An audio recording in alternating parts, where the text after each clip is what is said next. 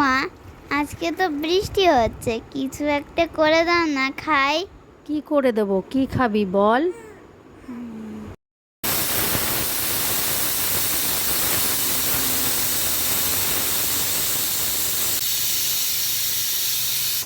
মা, তুমি আমাকে নতুন একটা আইটেম করে দাও।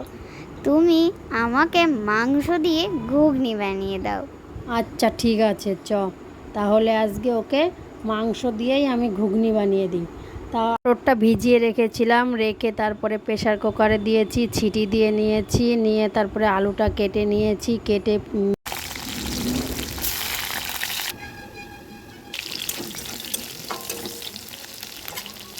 আমার মা আলুটা কেটে নেওয়ার পর এই যে গরম তেলে ভাজা করে নেবে আলুটাকে।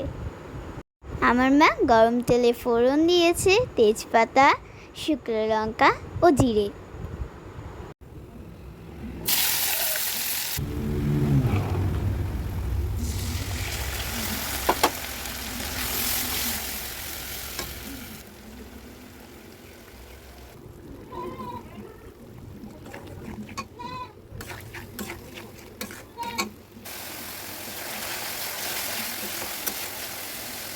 পেঁয়াজটা ভাজা করে নিলাম, ভাজা করে মশলাটা আমি কষিয়ে নিয়েছি, কষিয়ে নিয়ে এই যে মাংসটা আমি ধুয়ে রেখেছিলাম, মাংসটা এখন দিয়ে এই যে ভালো করে কষাচ্ছি। তো কষানো হয়ে গেছে, যে তেল ছেড়ে দিয়েছে মাংসর থেকে।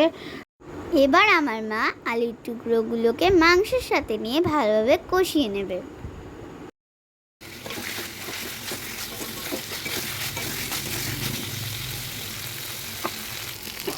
আমার মা সিদ্ধ করা মটরটাকে আলু এবং মাংসের সাথে নিয়ে ভালোভাবে কষিয়ে নেবে। কষিয়ে নিয়ে হালকা জল দিয়ে তারপরে নেড়ে চেড়ে গরম মশলার গুঁড়ো ছড়িয়ে এই যে লাভিয়ে নিলাম। আর এই নতুন আইটেম ঘুগনি দিয়ে চিকেন রান্না খেতে খুব সুন্দর হয়েছিল।